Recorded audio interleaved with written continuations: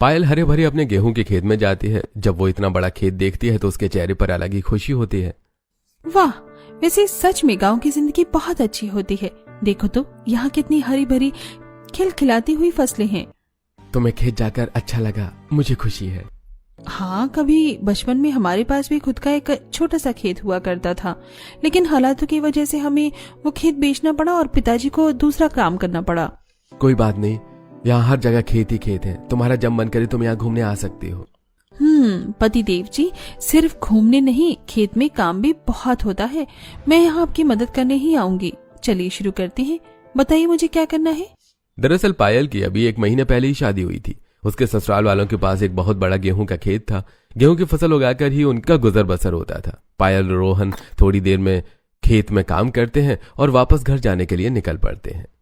चलो आज साइकिल से चलते हैं, आज मैं रामू की साइकिल लेकर आया हूँ। वाह, साइकिल पर बैठने में तो बड़ा ही मजा आएगा। मैं आगे बैठूंगी। ठीक है, तुम्हें जैसा ठीक लगे, चलो बैठो। पायल आगे साइकिल पर बैठ जाती है और रोहन पीछे बैठकर साइकिल चलाता है। दोनों साइकिल पर खेतों के बढ़िया बढ़िया नजारे देखते हुए आगे की तरफ बढ़ रहे थे।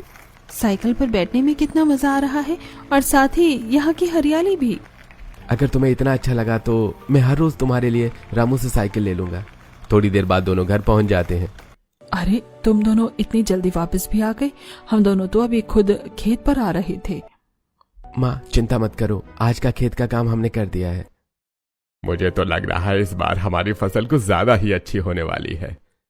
हाँ पापा, फसल एकदम खिलखिलाती हुई है। अब तो तुम खाना बना दो, बड़ी जोर से भूख लग रही है। ठीक है, रुकिए, मैं अभी सबके लिए खाना बना देती हूँ। पायल जल्दी से वहीं छोटी सी बनी हुई रसोई में सबसे पहले सब्जी धोती है और उसके बाद उन्हें अच्छे से काट लेती है। सब्जी काटने के बाद वो मसाला तैयार करती है और चूल्हे पर सब्जी पकने के लिए रख देती है। फिर वो आटा तैयार करती है और सबको गर्मा गर्म रोटियां बनाकर परोसती है। वाकई बहुत अच्छा खाना बना है। खाना खाकर तो मजा आ गया, मुझे भी बहुत देर से भूख लग रही थी। हाँ बेटा, बहुत देर से भूख तो मुझे भी लग रही थी। सभी खाना खाते हैं और उसके बाद शांति और रमेश बाहर गांव में टहलने चले जाते हैं। दोनों अपने अपने पड़ोसी अड़ोसी के साथ बैठकर बात करने लगते हैं। और बताओ पवन और महेंद्र भाई, आप दोनों की फसलें कैसी हैं? अरे हमारी फसल तो बिल्कुल ठीक है। इस बार भगवान की दया से मौसम भी बिल्कुल ठीक रहा है और किसी की फसल खराब ही नहीं हुई है। सच में, बस एक बार सबकी फसल अच्छे से कटकर तैयार हो जाए फिर मजा आ जाएगा। हालांकि गर्मी बहुत बढ़ गई है। हाँ, सो तो है। वहीं थोड़ी दूर महिलाएं, इस बार सेठ ने कहा है कि उसको जिसकी फसल सबसे ज्यादा अच्छी लगेगी उसको वो थोड़ा सा अच्छा दाम देगा। अरे कुछ नहीं है, उसका तो हर बार का है। हर बार ऐसा कहता है, लेकिन किसी को भी दाम बढ़ाकर नहीं मिलता, बस लालच देना होता है उसे। हाँ बिल्कुल सही कहा शांति बहन तुमने। अभी कॉन्ट्रैक्ट भी तो साइन होगा, इसलिए हर बार ऐसी चिकनी चुपड़ी बातें करता है। ये सेठ बिना कम दाम में हमारी फसलें खरीद लेता है और खुद उतने ऊंचे दाम पर उन्हें बेचता है, बस पूछो ही मत। लेकिन हम इसके अलावा और कर भी क्या सकते हैं। शुरुआत में ऐसा ही चलता आ रहा है, साल बदलता है और उसके साथ कॉन्ट्रैक्टर बदलता है। इस तरह सभी बातें करते हैं और अपने अपने घर चले जाते हैं। रात होने पर सब सो जाते हैं और सुबह होने पर वापस उठकर अपने अपने काम पर लग जाते हैं। रोहन, पायल, शांति, रमेश चारों खेत पर जाते हैं और अपना काम करते हैं। गांव में सभी अपनी अपनी फसलों के लिए खूब मेहनत करते थे। इस तरह समय गुजर जाता है और फसल कटाई का भी समय नजदीक आ जाता है। हमारी फसल काफी अच्छी हुई है। कुछ दिनों में कटाई का काम भी खत्म हो जाएगा और गेहूं छांटने के बाद फसल जब बिक जाएगी तो हम नई फसल उगाने की तैयारी शुरू करेंगे। हाँ माँ जी, और इस बार मैं सब कुछ शुरुआत से देखूंगी और उसमें आप सबकी मदद भी करूंगी। वहीं दूसरी तरफ रोहन गेहूं की फसल को पत्थर से पीट कर उसमें गेहूं अलग कर रहा था। बाकी सब भी उसकी इस काम में मदद करते हैं। अगले कुछ दिनों की कड़ी मेहनत के बाद गेहूं तैयार हो जाते हैं और कॉन्ट्रैक्ट के मुताबिक सेठ उन्हें खरीद लेता है। अरे तुम सभी ने इस बार फसल बहुत अच्छी उगाई है। इस साल भी ऐसे ही खूब मेहनत करना और अगली बार भी फसल भी अच्छी उगाना। सेठ सभी का हिसाब किताब कर देता है और उन्हें उनके मुताबिक पैसे दे देता है। पैसे देने के बाद वो सारा अनाज अपने ट्रक में लोड करवा देता है और वहां से चला जाता है। सभी कीमत लेकर घर वापस आ जाते हैं। हाँ, इनमें से हम कुछ पैसे खाने के लिए बचा लेंगे और आधे पैसों से ही अगले साल की फसल के लिए सामान खरीदेंगे। लेकिन जब पायल को यह पता चलता है कि इतनी सारी फसल के उन्हें बहुत कम पैसे मिले हैं तो वो गुस्से में कहती है, क्या सेठ ने आपके गेहूं का इतना ही दाम दिया है? हाँ पायल, क्यों, क्या हुआ?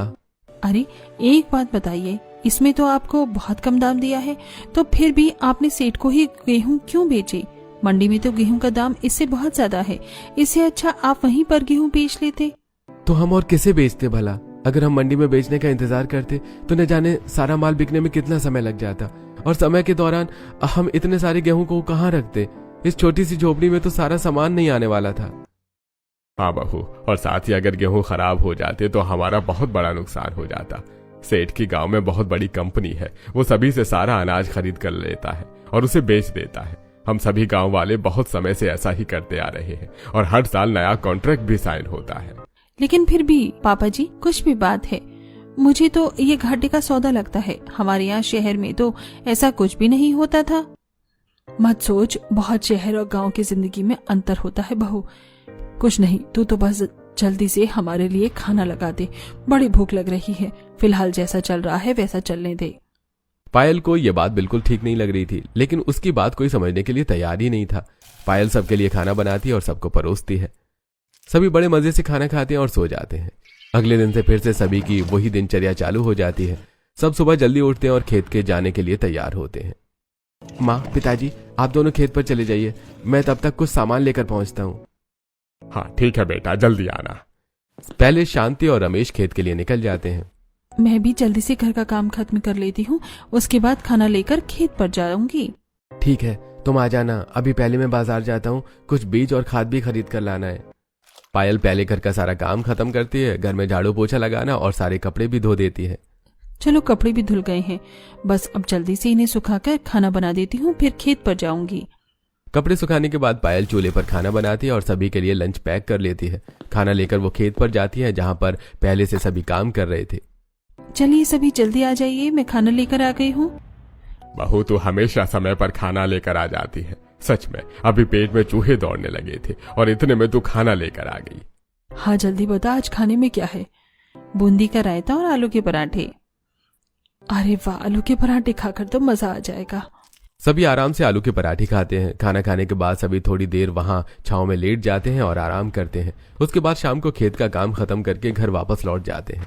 इस तरह सभी की दिनचर्या चल रही थी और समय गुजर रहा था। समय के साथ साथ फिर से सभी की फसलें हरी भरी होने लग जाती हैं।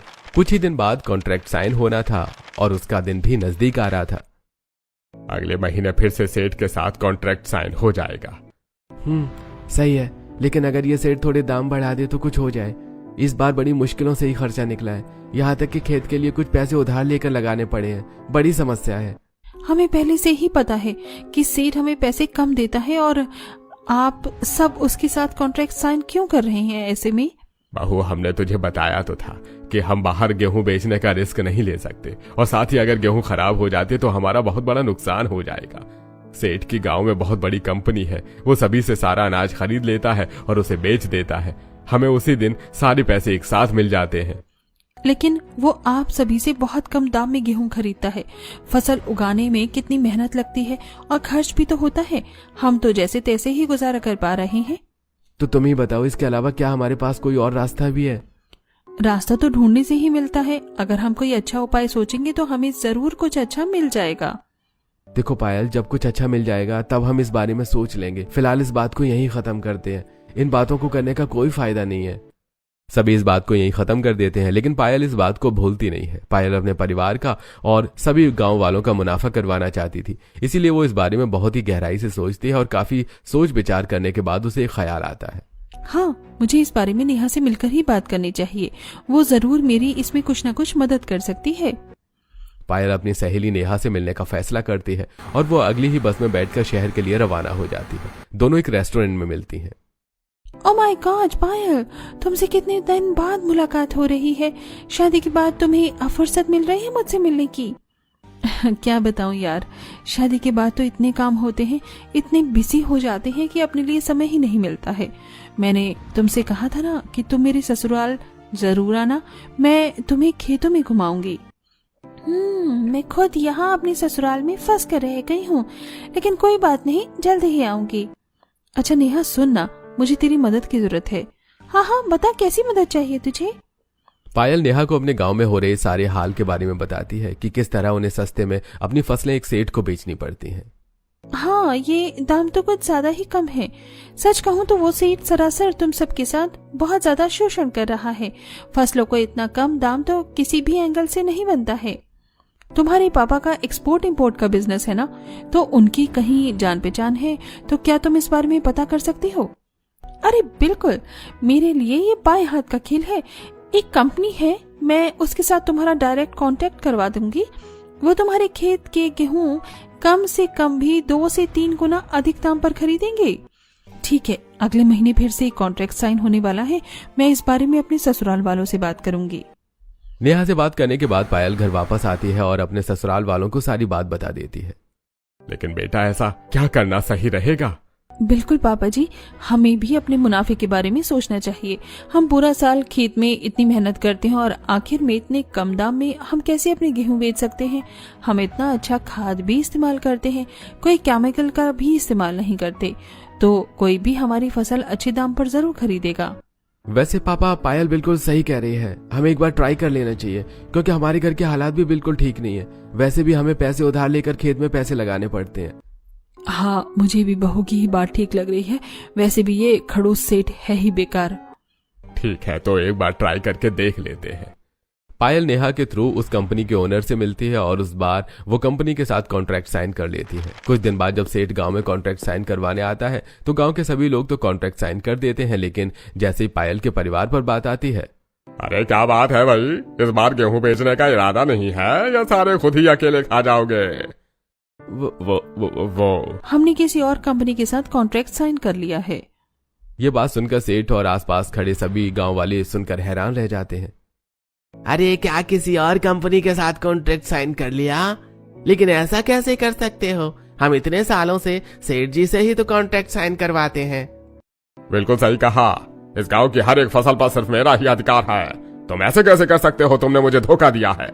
इसमें भला धोखे वाली क्या बात है? हमारा तुम्हारे साथ अच्छा मेल जोल नहीं जा रहा था, इसीलिए हमने दूसरी कंपनी के साथ एक अनुबंध कर लिया। इसमें तो हमारी मर्जी चलेगी ना। इतना कहकर पायल के ससुराल वाले वहां से चले जाते हैं और सेठ को बहुत ज्यादा गुस्सा आ रहा था। वो दांत पीसते हुए कहता है, अरे इन लोगों को तो मैं छोड़ूंगा नहीं। इस तरह फसल की कटाई शुरू हो जाती है और मैंने आपके गेहूं की क्वालिटी देख ली है, बहुत अच्छे हैं। मैं इन्हें खरीदने के लिए तैयार हूं और कल ट्रक भिजवाकर इन्हें लोड करवा दूंगा और मैं इन्हें अच्छे दाम पर ही खरीदूंगा। हाँ, जी शुक्रिया। कंपनी पायल के ससुराल वालों की फसल 3 गुना दाम पर खरीदती है। ये बात आग की तरह पूरे गांव में फैल जाती है। सही है रमेश, तुम्हारी फसल तो बहुत अच्छे दाम पर बिकी है। तुम्हारा बहुत अच्छा मुनाफा हुआ है। सब हमारी बहू का ही कमाल है। वहीं दूसरी तरफ ये बात सेठ के कानों तक भी पहुंच जाती है। उसे ये बात अच्छी तो बिल्कुल नहीं लगी। वो जोर से टेबल पर हाथ मारते हुए कहता है, अरे मैं इन लोगों का अच्छा सबक सिखाऊंगा। चलो जल्दी गाड़ी निकालो। दिन में जब पायल के ससुराल वाले खेत पर काम करने गए थे तब पीछे से सेठ जाकर उनकी झोपड़ी में आग लगा देता है। अब आएगा मजा। अब सभी घर वापस आकर देखते हैं तो ये नजारा देखकर हैरान रह जाते हैं। सभी आग बुझाने की कोशिश कर रहे थे, लेकिन बहुत देर हो गई थी। सब बुरी तरह जल गया था। हे भगवान, हमारा सब कुछ खराब हो गया। हमारा घर, हमारा सब कुछ छिन गया हमसे। अब हम क्या करेंगे? हमारी इकलौती छोटी सी छत भी हमसे छिन गई। अब हम कहाँ रहेंगे? एक ही पल में हम बेघर हो गए। पिताजी, आप दोनों शांत हो जाइए। हम इसका भी कोई ना कोई हल जरूर निकालेंगे। इसके बाद सभी अपने खेत में रहने का फैसला लेते हैं और सभी अपना थोड़ा बहुत बचा कुचा सामान लेकर गेहूं के खेत में पहुंच जाते हैं, जहां पर उन्हें एक झोपड़ी बनाने का आइडिया आता है। वो जंगल से लकड़ी और कुछ पेड़ वगैरह इकट्ठे करके गेहूं के खेत में ही बड़ी मेहनत से अपने लिए झोपड़ी बनाकर तैयार कर लेते हैं। बहू, हमें माफ करना, तुम्हें अब यहाँ खेत में छोटी सी झोपड़ी में रहना होगा। कोई बात नहीं माँ जी, घर तो घर होता है, चाहे कहीं भी हो और कैसा भी क्यों ना हो। आप सभी इतनी चिंता मत कीजिए, समय के साथ सब ठीक हो जाएगा। ऐसे ही समय गुजरता है। बहू को गेहूं के खेत में छोटी सी झोपड़ी में बड़ी परेशानी हो रही थी। पायल गेहूं के खेत में झोपड़ी के बाहर चूल्हा लगाकर सबको खाना बनाकर खिलाती है और एक दिन वो सब रात को गेहूं के खेत में बनी अपनी झोपड़ी में सो रहे थे। पीछे से सेठ उनके खेत में खतरनाक केमिकल डाल देता है। अगले दिन उनकी गेहूं की फसल भी खराब हो जाती है। हे भगवान, इस बार की हमारी सारी फसल भी खराब हो गई। अब हम इस बार क्या करेंगे? ऐसा क्या हो रहा है कि जो हमसे सब कुछ छीन रहा है? पायल ध्यान से सोचती है और कहती है, ये सब कुछ संजोग तो नहीं है? हो सकता है, मुझे लग रहा है कि कोई ऐसा जानबूझकर कर रहा है और मेरा शक पूरा ही एक व्यक्ति पर है। तुम सही कह रही हो, पर देखो वहां पर केमिकल की एक कैन पड़ी है। कल तक हमारी फसल हरी भरी थी और रात को किसी ने इसमें बहुत खतरनाक केमिकल छिड़का है, जिसकी वजह से सब खराब हो गया। उसे लगता है वो ऐसा करेगा तो हम उसके साथ घुटने टेक देंगे, लेकिन ऐसा नहीं है। सच में उसने हमारे साथ बिल्कुल भी अच्छा नहीं किया। अब तो हम किसी भी कीमत पर उससे हार नहीं मानेंगे। बिल्कुल, इस बारे में हम पहले से भी ज्यादा मेहनत करेंगे। इस तरह सभी खेत पर पहले से भी ज्यादा दिन दोगुनी रात चौगुनी मेहनत करते हैं। सभी खूब मेहनत करते हैं। सबसे पहले खेत को अच्छे से मिट्टी तैयार करते हैं और उसमें फिर से नए बीज लगाए जाते हैं। हर रोज उनमें समय से पानी देकर अच्छी खाद मिलाई जाती है। लो, मैं ढेर सारा गाय का गोबर लेकर आई हूँ। खाद के रूप में ये ज्यादा अच्छा रहेगा। अच्छे से खाद को खेत में मिलाया जाता है और हर रोज समय से पानी देकर फसलों का अच्छे से ध्यान रखा जाता है। इस तरह उनके खेत में दोबारा फिर से गेहूं की अच्छी खेती होने लगती है। वाह, इस बार हमारी खेती फिर बहुत अच्छी हुई है, वरना मुझे तो लगा था कि पता नहीं सब कैसे ठीक होगा। आखिर सबकी मेहनत रंग लाई। हाँ माँ जी, हम इतनी आसानी से सेठ की वजह से हार नहीं मानने वाले। इस तरह अगली फसल की कटाई का भी समय शुरू हो जाता है और सेठ फिर से सभी के साथ नई कॉन्ट्रैक्ट की शर्तें बताने आता है। इस बार बाजार में बहुत ज्यादा मंदी चल रही है, इसलिए मैं सबकी फसल कम दाम में ही खरीदूंगा। लेकिन आप तो पहले से ही हमारी फसल कम दाम में खरीदते हैं, अब इससे भी ज्यादा कम दाम क्या ही हो सकता है? ऐसे तो हमारा गुजारा बिल्कुल नहीं होगा। देखो, मैं तुम्हें इतने पैसे दे रहा हूँ, बहुत है, वरना कोई भी तुम्हें इससे ज्यादा पैसे नहीं देने वाला। शुक्र मनाओ कि मैं तुम्हें तुम्हारी फसलें खरीदता हूँ, वरना बाकी जगह तो इससे भी कम दाम दिया जाता है। तभी सेठ की नजर भीड़ में खड़े रोहन के ऊपर जाती है और वो मूंछों को ताव देते हुए उससे कहता है, और तुम, अरे तुमने तो देख ही लिया होगा मुझसे धोखा करने का नतीजा क्या होता है। अगर इस बार गांव में किसी ने भी मेरे साथ धोखा दिया तो मैं उसे भी नहीं छोड़ूंगा और मैं तुम्हारी फसल बाकी सभी की फसल से आधे दाम पर खरीदूंगा। लेकिन तुम्हें अपनी फसल कौन बेच रहा है? इस बार हम तुम्हारे साथ कोई काम नहीं करने वाले, ना ही कॉन्ट्रैक्ट साइन करेंगे। इस बात से सेठ बहुत ज्यादा चिढ़ जाता है और वो वहां से चला जाता है। तभी वहां नुक्कड़ पर गांव के कुछ व्यक्ति चिंतित होकर बैठे थे। अब हम क्या करेंगे, मुझे कुछ समझ नहीं आ रहा। सेठ इस बार हमारी फसल और भी कम दाम में खरीदने के लिए कह रहा है। इसने तो बिल्कुल ही लूट मचा रखी है। इसने इसलिए ऐसा किया है ताकि ये हम सबके बीच अपना खौफ बिठा सके। अरे ये दिन ब दिन और भी ज्यादा लालची होता जा रहा है। हमें कुछ ना कुछ करना होगा, वरना ऐसे तो हमें घाटा होगा। पहले ही हम इतने कम में बड़ी मुश्किल से अपना गुजारा करते हैं, इससे भी कम दाम में हम कैसे गुजारा कुछ कर पाएंगे। अगर तुम सब बुरा ना मानो तो मेरे पास एक आइडिया है। मेरी बहू मेरी बहू ने जिस कंपनी में बात की थी, हम इस बार उनके साथ कॉन्ट्रैक्ट साइन कर सकते हैं। लेकिन ऐसा करने पर सेठ भड़क जाएगा और उसने हमारे साथ कुछ गलत किया तो उसने तुम्हारे साथ भी तो कितना गलत किया, तुम्हारा घर जला दिया और फसल बर्बाद कर दी थी। तुम इतना ज्यादा क्यों डरते हो? वो सेठ अकेला है और अगर हम सब एक हो जाएंगे तो वो हमारा कुछ नहीं बिगाड़ पाएगा। जिस प्रकार एक लकड़ी को आसानी से तोड़ा जा सकता है, लेकिन अगर लकड़ियों का गट्ठर बना दिया जाए तो उसे नहीं तोड़ा जा सकता। ये कहानी तो हम बचपन से सुनते आ रहे हैं। तुमने बिल्कुल सही कहा, मुझे भी ये सही लग रहा है। इस बार तुम बिटिया से बात कर लो। वैसे भी पिछली बार तुम्हें 3 गुना मुनाफा हुआ था। वो तो सेठ ने बदला लेने के लिए तुम्हारा घर और फसल बर्बाद कर दी थी। हम भी मुनाफा कमाना चाहते हैं। हम कंपनी के साथ कॉन्ट्रैक्ट करने के लिए तैयार हैं। हाँ, सेठ ऐसे करता है जैसे तो हमारी फसलें खरीद कर हम पर ही एहसान कर रहा है। उसे सबक सिखाना जरूरी है। हम इस बार सेठ की बजाय कंपनी के साथ कॉन्ट्रैक्ट करेंगे। इस तरह सभी गांव वाले राजी हो जाते हैं और रमेश वापस अपने खेत वाले घर में जाता है, जहां पायल सबके लिए खाना बना रही थी। बैठ जाइए पापा जी, सबके लिए खाना बन गया है, आप भी खा लीजिए। खाना खाने से पहले बेटा, तेरे लिए एक खुशखबरी है। गांव के सभी लोग उस कंपनी के साथ कॉन्ट्रैक्ट करने के लिए तैयार हो गए हैं। क्या सच में? ये तो बहुत अच्छी बात है। हाँ, अगर ऐसा है तो अब सेठ गांव में किसी का भी शोषण नहीं कर पाएगा और सभी गांव वासियों को बहुत अच्छा मुनाफा भी हो सकता है। तो ठीक है, अब हम सब गांव वाले मिलकर अपना खुद का काम करेंगे। सबसे पहले हमें एक बड़ा सा स्टोरेज हाउस बनाना चाहिए, जहां हम अपनी फसल को कटाई के बाद रख सकते हैं। इस तरह पायल अपने ससुराल वालों के साथ गेहूं के खेत में रहकर उस समय बड़ा स्ट्रगल कर रही थी। उन्हें खेत में रहने में जरा परेशानी तो हो रही थी, लेकिन उन्होंने हार नहीं मानी और खूब लगन से अपने खेत को अच्छे से संभाला। जब यह बात सेठ के कानों तक पहुंचती है तब वो गुस्से में भड़क जाता है। अरे लगता है ये लोग इस तरह नहीं मानेंगे। इन्हें क्या लगता है कि मेरी कोई जान पहचान नहीं है? अरे इस कंपनी के साथ कांटेक्ट करना चाहते हैं, वही कंपनी इन्हें धक्के मार कर निकालेगी। मैं बताता हूँ इन्हें, इस कंपनी का नंबर निकाल कर लाओ। ठीक है मालिक, मैं अभी नंबर लेकर आता हूँ। सेठ को उस कंपनी के बारे में पता चल जाता है और वो उसी दिन उसके मालिक से बात करने जाता है। देखिए, आप उनके साथ कांटेक्ट करने जा रहे हैं, लेकिन ये फसलों में बहुत केमिकल यूज करते हैं और उनका सामान भी बिल्कुल ठीक नहीं है। आपको एक बार चलकर सब चेक कर लेना चाहिए। लेकिन हमने पहले भी उनके साथ काम किया है, तब तो ऐसा कुछ नहीं था। देखिए, मैं आपको यहाँ राज की बात बताने आया हूँ। आप मेरे साथ चलिए, तब मैं दिखाता हूँ उनकी असलियत। अगले दिन सुबह सेठ कंपनी के मालिक को लेकर वहां पहुंचता है। क्या आप सभी गांव वालों के साथ कॉन्ट्रैक्ट साइन करने आए हैं? नहीं, पहले मैं सारी फसल चेक करने आया हूँ जो आप मुझे बेचने वाली है, उनकी क्वालिटी चेक करना चाहता हूँ। जी बिल्कुल, आप हमारे साथ स्टोरेज हाउस चलिए, हम आपको दिखाते हैं। पायल रजत को वहां लेकर जाती है और जैसे ही वो वेयर हाउस का दरवाजा खोलती है तो अंदर का नजारा देखकर पांव तले जमीन खिसक जाती है। अंदर जितना भी अनाज था, गेहूं और चावल सब खराब हो गया था, क्योंकि उसके अंदर बहुत सारी बिल्ली और चूहे थे जिन्होंने वहां पर आतंक मचा दिया था। आप हमें ऐसा माल बेचने वाले थे? वो तो अच्छा हुआ कि हमने समय पर आकर सब देख लिया। नहीं, ऐसा नहीं है। कल रात तक सब ठीक था, लेकिन पता नहीं अचानक से सब ये कैसे हो गया। हमें आपके साथ कोई डील नहीं करनी है, कॉन्ट्रैक्ट कैंसिल होता है।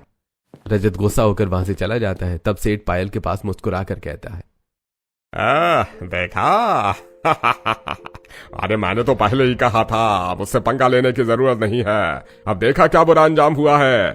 तब पायल भी मुस्कुराते हुए कहती है, तुम्हें क्या लगता है सेठ, मैंने कोई कच्ची गोलियां खेली हैं? ज्यादा खुश होने की जरूरत नहीं है, ये तो सिर्फ ट्रेलर था, पिक्चर अभी बाकी है।